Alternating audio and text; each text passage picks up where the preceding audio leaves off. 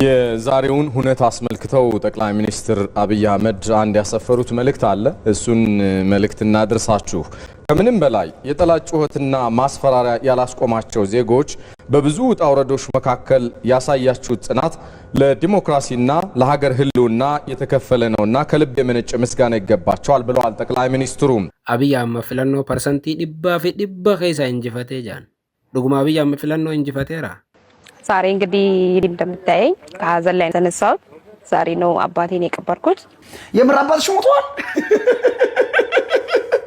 እንኳን አባት ሞቶበት የቀበረ ሰው አይደለም ውሻሽን እንኳን የቀበርሽ ሰው አትመስይም እኮ አንቺ።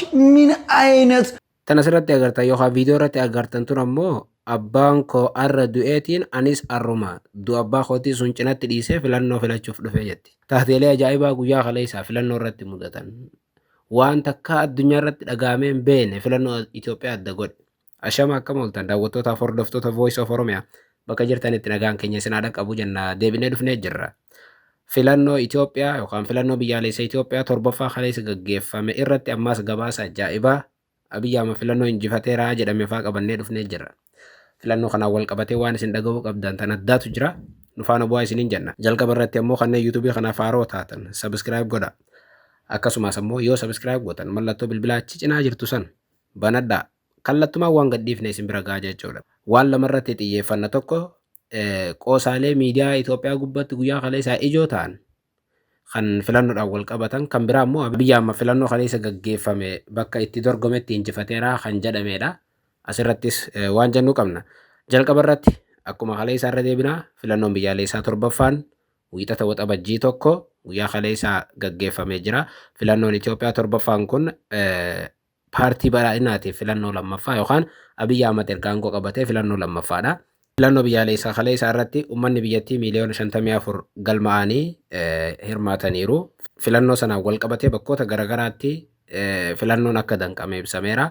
Bakkoota hedduutti filannoo yoo milkaa'ellee bakka baay'eetti garuu sababa waraanaatiin filannoon akka danqame boordiin filannoo biyyaalessaa Itoophiyaa beeksiseera. Akka boordichi jedhutti kutaalee Oromiyaa naannoo Amaaraatiif bakkoota kaanitti sababa wal waraansaatiin erga sagalee kennuun jalqabame booda filannoon akka addaan cite yookaan ammoo buufanni filannoo itti filatan akka diigamaa ture ibseera.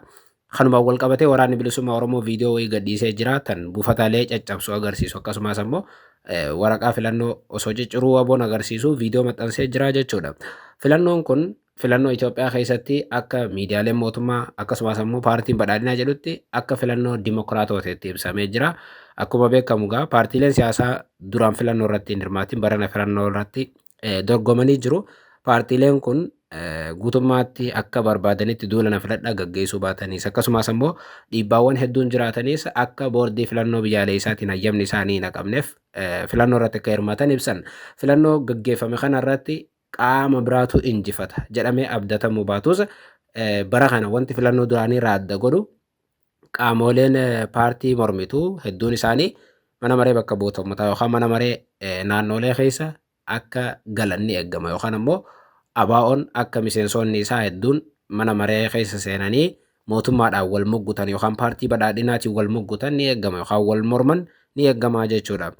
Aangoo biyyattii kan dhuunfatu akkuma baratame sana paartii badhaadhinaati. Paartiin badhaadhinaa akka dur mana maree keessatti yookaan mana maree naannoos ta'e kan paarlaamaa keessatti guutummaa aangoo yoo dhuunfachuu illee baate aangoo olaantuu biyyattii kan dhuunfatu akkuma baratame paartii badhaadhinaati jechuudha.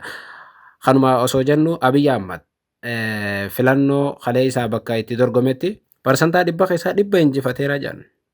Tun ammoo ijoo dubbii taatee jirti. Akka jedhametti ministeerri muummee Itoophiyaa Abiyyi Ahmed buufata filannoo Bashaashaatti kan dorgomanii achitti paartiilee siyaasaa lama wajjin dorgoman Abiyyi Ahmed mana maree seenuudhaaf jecha jechuudha mana maree bakka bu'oota uummataa keessa galuudhaaf bakka dorgoman sanatti Abiyyi Ahmed sagalee 1,500 argachuudhaan yookaan sagalee muraasa irraa jiruudha. Sagalee 1,500 argachuudhaan guutummaatti paartiilee Izeemaatiif paartii biraa takka paartiilee lamaatu isoo wajjin dorgome Bashaashaatti jechuudha jimmatti. Paartiilee sun lamaanuu 0-0 sagalee takka hin argannee jaan. Abiyyi Ahmed garuu sagalee 1,500 ol argatee guutummaatti filannicha parsantaa 100 keessaa 100 injifateera jedha. Buufanni filannoo bashaashaa bu'aa isaa ganama kana maxxanse buufanni filannoo sana guutummaatti namni tokko sagalee osoo paartiilee mormitootaatiif hin kennin Abiyyi qofaaf kennanii ija bashaashatti akkuma beekamu Abiyyi Ahmad bakka inni itti dhalateetti guddate bashaashaa Jimmaa bakka sunitti dorgomee bakka sanatti paartiilee biraatii wajjin dorgomee garuu paartiileen isa wajjin dorgoman homaa sagalee hin arganne ijaan gaafii guddaan as jira amma Abiyyi Ahmad dhuguma bakka dhaloota isaatti injifachuun haqaa eeyyeen nus itti amanna.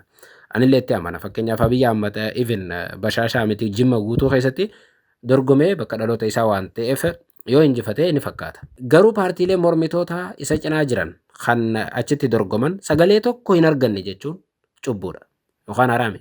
Akkamitti paartiileen takka yoo xiqqaate parsantii muraasa tokko sagalee argachuun hin hafu yookaan namni achi keessa jiraate paartiilee kana deeggaruu hin dhabamu. Even maatiin jara sanaallee yoo ta'e. Fakkeenyaaf amma bashaashatti namoonni lama Abiyyi Ahmad waliin dorgoman sagalee tokko hin arganne yoo jaan eenyutu amana? Namoonni lamaan Abiyyi hojii dorgoman san afii isaaniitiifuu yookaan ofii isaaniitiifuu achi dhaqanii sagalee laatanii jiran. Fakkeenyaaf paartii Izeemaatirraa bakka bu'aan paartii Izeemaa achitti dorgomee ofumaaf sagalee ifiif kennee jira. Garuu achirra ka jiru nam tokkollee sagalee hin keenye zeeroodha. Paartii walqixxummaaf maarree tan jaan tan Abiyyi Ahmad cinaa turte sunis humaa takka sagalee hin arganne. Paartiin ichi sagalee argate tan Abiyyi Ahmad qofa. Jarri lamaan Abiyyi Ahmad waliin dorgome sun humaa hin arganne kamit jaama. Namni ifiif dorgome sunu sagalee ifiif kenna. Fakkeenyaaf Abiyyi Ahmad amma miseensa yookaan hoogganaa paartii badhaadhinaati. Gaafa Jimma dhaqee bashaashatti gisee filatu paartii badhaadhinaa filatee jechuudha. Akkuma Abiyyi hoogganaan paartii Izeemaa achi dhaqees tanuma Izeemaa filate. Silaa tanuma isaa sunillee kaayuu qaban. Amma akka nuun jechaa jiranitti warri Izeemaatis warri paartii mormituu illeen sagalee ifiifuu ifiif hin laanne sagalee Abiyyiif laatanii yookaan Abiyyiif raayititti godhanii yookaan paartii badhaadhinaatiif raayititti godhanii jechuudhaan paartiileen sun duwwaa akka argatan nutti himan. Diraamaadhaa jechuudha. Already paartiileen sun namoota isaan deeggaran namoonni isaaniif sagalee kennan ni jiran. Kan nama dhibu garuu 0-0dhaa kan jiru diraamaadhaa jechuudha. Asitti maaltu mul'ata? Guutummaatti sagaleen hatamuudha. Hoogganaan paartii Izeemaa ifiif filatellee sagaleen isaa fuudhamee Abiyyiif kennamee jechuudha. Akkas dhuguma Abiyyichitti injifachuun haqaa bakka dhaloota isaati. Garuu namni isa mormu kunoo achi miseensan qabu ni qaba. Isa dheexeree sagaleen sun eda hatanii jechuudha yookaan fuudhaniiti even tanuma qondaala paartii sanaatillee fuudhaniiti Abiyyiif kennan malee namni tokko namoota sun hin filanne jechuun cubbuu guddaadha. Namni jara sun filatees ni jiran Abiyyi yoo irra filatamellee. Garuu sagaleen hatamtee 0-0 godhanii jechuudha. Namoonni baay'een gaafii Abiyyi gaafataniiru. Akkami sagaleen takka illee jara suniif hin kennamini. Jarri ofiifuu if filataniiru sagaleen isaanii sunoo eessa dheexee.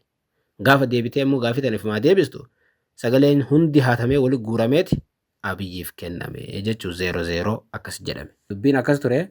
Kanaaf Abiyyi Ahmad parsantaa 100% injifata kan jiru soba. Abiyyi Ahmad parsantii 100% injifachuu hin danda'u. Bashaashatti illee. Eeyyeen paartiilee ta'an caalaa dhageettii qaba qofa otoo hin taane nama dhaloota biyya sanaati. Namni isa filatan guddaadha dhugaadha. Anis itti amana parsantii 100% kan jiru garuu qaanyiidha jechuudha. Akkas ture. Haaya. Waa'ee filannoo Abiyyi parsantaa 100 injifatee sobaa jennu filannichi sagaleen uummataatiif sagaleen namoota siyaasaa hundi hatamee jira jennu waa'ee qoosaalee miidiyaa mootummaatii fi uummataatti dhufname. ሆስፒታል ግሉኮስ ጭምር ነቅለው ወረፋ ይዘው የሚስተናገዱና የሚመርጡ ሰዎችን ታዝበናልና እውነትም ኢትዮጵያ እየመረጠች ነው የሚያስብል ትዕይንት ነው እየመረጠ ነው። ይህ እንግዲህ የሚያሳየን እንዳጠቃላይ እንደ ሀገር የዲሞክራሲ ልምምዳችን እያደገ መምጣቱንና Kaleessa irraa jalqabee ogguu filannoon gaggeeffamaa jirtu wantoota addunyaa irratti hin dhagaamintu ta'aa ture. Mee wantoota san keessaa waan jaa'ame isinitti haa'imu. Diraamaa akkasii filannoo akkasii addunyaa irratti argeen beekoon. Filannoon ni beekna. Ollaa Itoophiyaa Keeniyaatti filannoon akkamiin akka gaggeeffamtu. Meeta Itoophiyaa diraamaalee yookaan qoosaalee miidiyaa gubbaatti qoodaman isitti haa'imu. Miidiyaalee mootummaa tokko na jeega baasa. Magaalaa Wallisootti haati tokko osoo gaddarra jirtu yookaan namni irraa du'ee gaddataa jirtu filannoo irratti hirmaatee jira OBN. Asuma jala gabbu'ee miidiyaan kan maal jaa jaarsaaf jaartiin waggootaaf wal dhabanii turan. Kan ammoo adda bahanii turan waliin argin bakka filannootti walitti dhufanii achumatti araaramanii waliin mana galanii jaa. Yoom kana qofa uummanni nama du'e reeffa manatti dhiiseeti guutumatti filannoodhaaf ba'ee filannoo gaggeessaa jiraa jaa EBC. Achumaan gabbuu hin mallee miidiyuma biraa warri kaleessuma wal fuudhan yookaan guyyuma filannoo sana wal fuudhanii aruusa yookaan cidha qaban cidha isaaniitiin cinatti cidha sana dhiisanii huccuu uffatanii kuma jiranitti filannoo irratti hirmaatanii jira AMN. Gaduma buutee immoo asitti abbaan kiyyanarraa du'een filannoodhaaf jecha du'a abbaa kiyyaa dhiisee asi dhufee jira jetti takka immoo. Tanaatu hunda caalaan ajaa'ibeen ni kofaltillee ammas. ዛሬ እንግዲህ እንደምታየኝ ከሀዘን ላይ የተነሳሁት ዛሬ ነው አባቴን የቀበርኩት። ግን በቃ ከሀገር የበለጠ ነገር የለም። Yaadimeeti intala dubartiiti akka ja'amutti akka hawaasa keessa ja'amutti intalti dubartii abbaa baay'ee jaalatti jaan haadha caalaa haadhaaf abbaa wal qixa ta'anillee intalti dubartii yeroo hunda abbaa baay'ee jaalatti jaan tun ammoo asitti nu kofalti abbaan kiyyanarraa du'een filannoo irratti hirmaachaa jira jetti agartee filannuma akkasii qoosaa qabdu agarree jechuudha tapha diraamaa fi qoosaa akkasii addunyaa irratti argeen beeku achumaan gabbuu himee fakkeenyaaf asumatti gisee gabbuu ta'e ani waggaa 90 filannoo irratti hirmaachaa jira jetti haboon takka. ስንት ዓመት ሆነው? 90 ዓመት 90 ዓመት ሆነው? እሺ ምርጫ መርጠው እየወጡ ነው ያገኙት። ምርጫ እንዴት ነው? ጥሩ ነው፣ በጣም ጥሩ ነው። namni waggaa 90 filannoo irratti hirmaachuu rakkoo miti.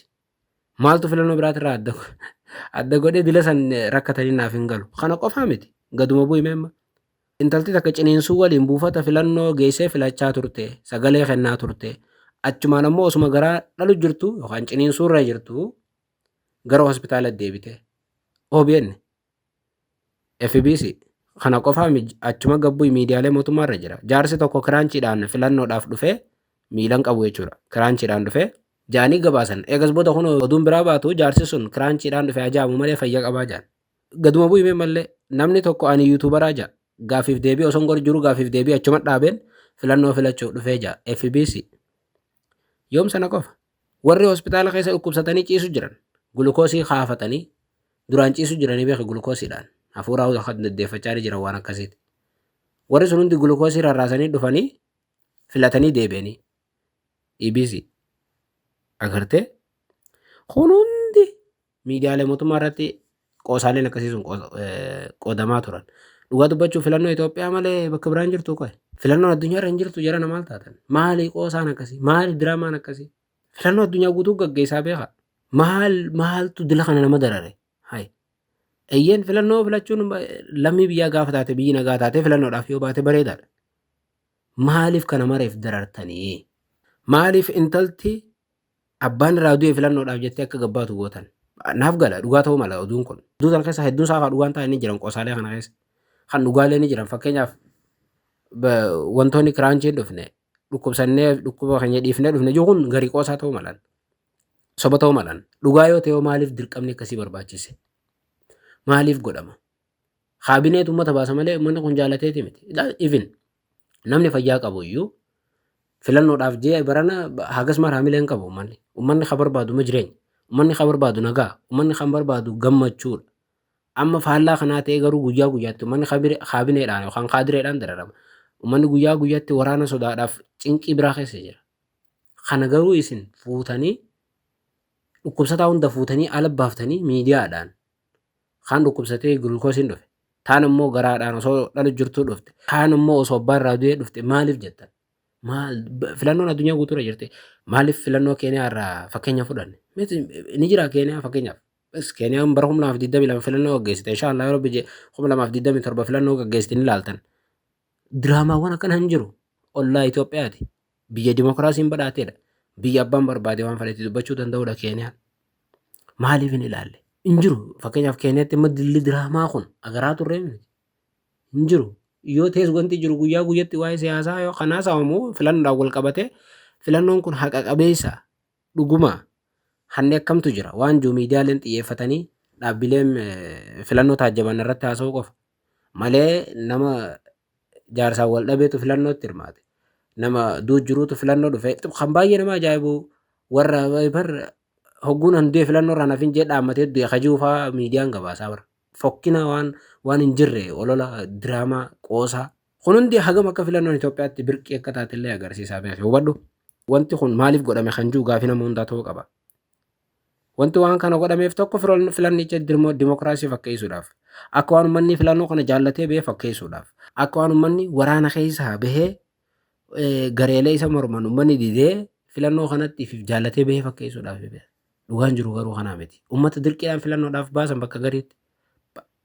filannoo kanaa miti maas waraqaa kaardii uummata dirqiidhaan irra hiraa turan dirqiin itti kennaa turan kana qofaa miti ammallee akka waan dimokiraasiin biyya jiruutti olola hin jirre tolchuudhaaf dhugaa dubbachuudhaaf filannoon dhugaa Itoophiyaa gaggeeffamtee hin jirtu eeyyan annaaf gala filannoo sana nama baay'eetu galmaa'e namni galmaa'e hedduun isaa humnaan akkuma jenne waraqaa kaardii fudhachaa ture haa ta'u isallee akka lammii tokkotti filachuun mirgaa namu filachuu dhabuunis mirgaa garuu hadirqiin fudhachiisan deebi'anii immoo nama dhukkubsatee fi nama abbaa raadiyoo hunda fuudhanii karatti baasanii miidiyaa irratti baasanii ittiin siyaasa dalaguun kun cubbuu guddaa jedhamana baay'ee dabbaralleedha.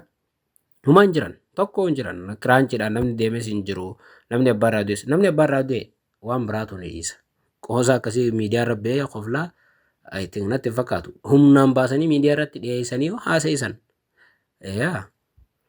yoo mees Itoophiyaan akkasii dimokiraasii taatee namni tokko osoo abbaan isaa du'ee fadhii isaatiin gabbee isayyuu dubartiin abbaan irraa du'ee akkasii kofalaa gabbaati hundaafuu fakkaatu baay'ee fakkeessuudhaaf osoo yaaltanii gaariidha garuu yoo godhu baattanii callistaniituma filannoo gaggeessitan nutis itti amanna akkas filannoon kaleessa diraamaalee hedduu qaba tureet daqiiqaa dheerataaf jennee bira kutuudhaaf hedduu isaa yaallaa akkasumas immoo jidduu waadoo hongorrataa kanuma qabannee yeroo biraas walitti deebina yuutuubii keenya immoo sabskiraayib godhuun dagatina halkan gaarii.